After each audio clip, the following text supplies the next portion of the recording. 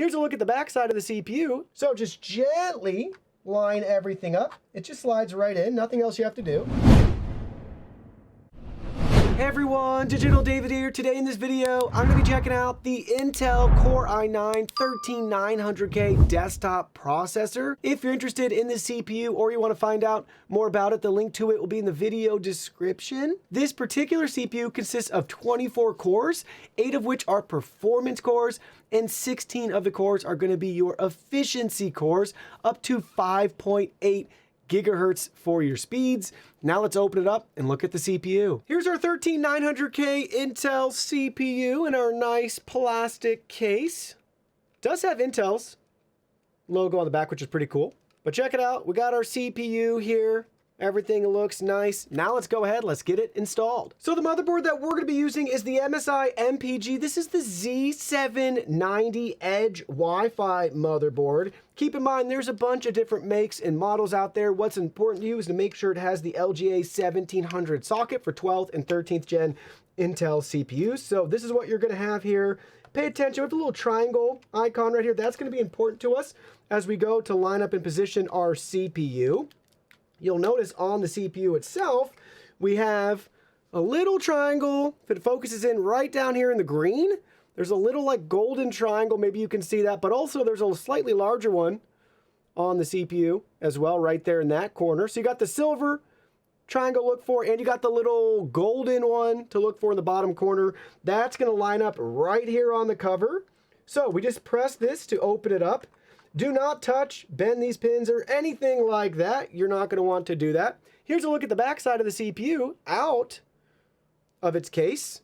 So just gently line everything up. It just slides right in. Nothing else you have to do. And you can leave this cover on. It's going to pop off here in a second. So watch what happens. As we go to do that, you'll notice that the cover comes off before we even tighten it down. But there we go. We just successfully installed our Intel Core i9-13900K CPU. Not that big of a deal. You guys will be able to do it as well. If you need to remove it for whatever reason, you'll have thermal paste and stuff on here, but you can just repeat the step in reverse order. And there we go. Now we have taken our CPU back out. If you want to install it again, just line it up. I like to put the cover back on before I install it. Just a nice little safety check. And then as soon as we press that in, it's going to come right out. And we can just lock it down. There we go. We have our nice 13900K CPU installed. All right, we got our PC booted up. Let's look at some CPU specs. So first up, we got CPU Z. We're going to click through all the different tabs. Feel free to pause throughout as needed to look at anything in more detail. But first up, here's all of our CPU information, followed by our motherboard info, memory. We're using DDR4. Graphics, and our benchmarking results. So we got a single thread score for our CPU of 890.1 and a multi-thread score of 1684 3.2. You can compare that to your own CPU to see how it does. Now let's go ahead, let's see how those scores stack up against the competition. So looking at the single core scores, we're up at the top, baby, with a score of 902. We got close to that. We got 890-ish. Look at that. Next in line, the 13700K, followed by 12900. So Intel's definitely taken AMD's lunch right here in the single thread scores, showing 7950X is our top AMD CPU. Then we're going to go down further to the 5950X and the 5900X down here in the mid 600s. But we're up at the top in our single thread score. And then for our multi-thread score, again, 32 threads for the CPU. We're coming in at number 2, right under the 13900KF. So very close, almost neck and neck. And that's going to be a good amount above the Ryzen 9 7950X. So you're seeing that AMD comparison there. That's going to be where we're trading a lot of blows with, whether it's single or multi for our score. Then we have the 5950X coming in 4th place right there in regards to our CPUs using our CPU Z benchmark. Next, we have our Cinebench R23 scores. First up, our multi-core score, we got 3872.2 and a single core score of 2263 and an MP ratio of 17 5.11. Let's see how that stacks up against the competition. So looking through some Cinebench R23 scores and results online, I came across this nano review chart that was really helpful, giving us the current models and how they all perform. There is some ranking within the Cinebench app, but I like to use additional rankings to give us better indicators of the competition. But basically the 13700 and the 13900 dominate the top 20. And within the top 10, it's basically the 13900 show with the different variations, whether it's just a 13900 or the F or the K or the KS. You get the idea. But top 2 slots belong to the 13900. Our 13900K comes in 2nd place. 4th place is your first AMD CPU. That's the Ryzen 9 7950X. So you're seeing a pattern here across our benchmarking results.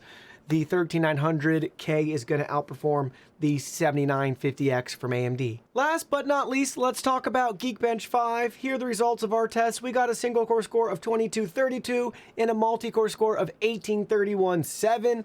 Let's see how that stacks up against the competition. So no surprise here. Does this not look familiar? They're showing that the 13900K got a score of 2214, so very, very similar to our results right here. That comes in at 2nd place right under the 13900KF at 2232. And who would have thought, right above the AMD Ryzen 9 7950X and the 7900X respectively. That's going to be for our single core score and results. Now let's take a look at the multi-core score. So for the multi-core score, we're showing that the 13900K finishes in 5th place, below some Threadripper Pro Series CPUs and the 3990X Threadripper. And it's interesting to point out that the 13900KF finishes a little bit below the 13900K. And then we have the Ryzen 9 7950X. So they're all battling pretty neck and neck, but across all of the benchmarking tests that we conducted, the 13900K is going to outperform the AMD Ryzen 9 7950X. Now let's talk about the CPU and its temps. So there's a lot of different variables we have to go over, from your case to your configuration, your fan layout, the cooler you're using, the ambient air, the load you're putting it under. You get the idea. There's a lot of factors and variables that can change the results that you're seeing. In my experience with this particular case, first thing I want to point out, no noticeable difference in performance with or without the panels on. That's because this case just does such a good job with airflow. Not going to be an issue. So at idle, we'll just call it roughly 30 degrees Celsius is what we're seeing for our idle temps. It's actually fluctuating a little bit higher right now. It's been running for a while, but interesting. So should be around 30 degrees Celsius, give or take a little bit, is what we're experiencing with this particular build.